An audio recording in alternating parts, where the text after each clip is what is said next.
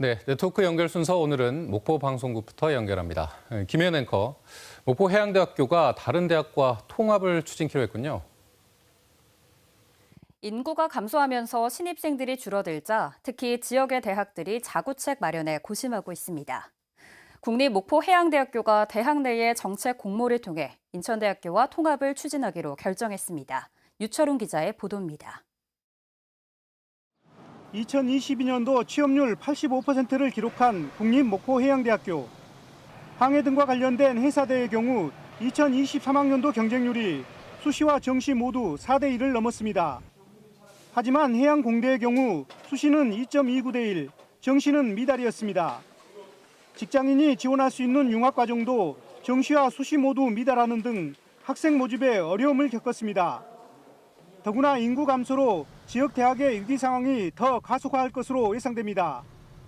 이 때문에 목포해양대학교는 최근 대학 미래 생존 전략 마련을 위한 정책을 공모해 투표를 실시했습니다. 교수와 교직원, 학생과 동문 등이 3차 투표까지 한 결과 인천대학교와 통합안이 목포대와의 통합안을 누르고 1위를 차지했습니다. 인천대학교와 통합할 경우 대학이 수도권에 진입하게 돼 학생을 안정적으로 모집할 수 있다는 장점이 부각됐습니다. 누구나 다 의견은 다르다고 생각합니다. 그런 다른 의견들을 학교에서 총화를 모아서 대세를 결정지어서 그 결정된 대세에 따라서 다듬어 나가는 과정이 필요하다고 봅니다. 하지만 인천대와 통합해 해사대만 남길 경우 목포 지역의 반발이 예상되는 데다 두 대학의 설립 요건이 달라 통합이 순조로울지는 미지수입니다. 또 인천대학교가 통합에 적극적으로 나서지 않을 경우 대안이 마땅치 않은 점도 문제입니다. KBS 뉴스 유철웅입니다. 전교조가 전라남도 교육청을 상대로 요구한 감사원의 공익감사 청구가 종결 처리됐습니다.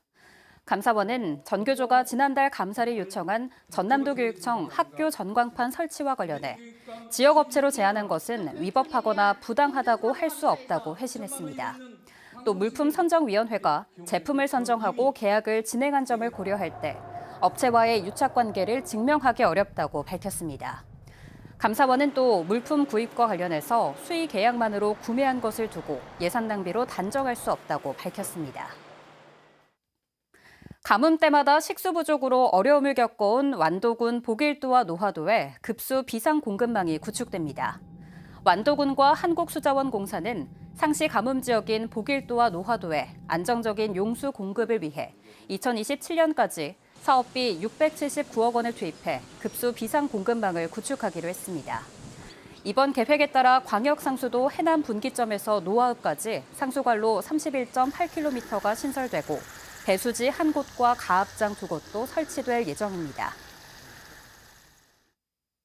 한국 전쟁 시기 신안군 지도읍에서 적대 세력에 의해서 희생된 52명에 대해 진실화해위원회가 최근 진실규명 결정을 내렸습니다.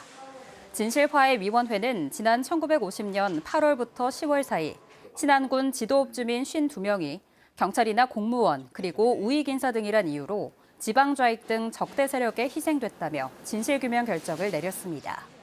진화위는 특히 희생자 대부분이 가족 단위로 집단 희생이 컸고 20세 이하의 희생자가 많았다고 밝혔습니다. 지금까지 목포에서 전해드렸습니다.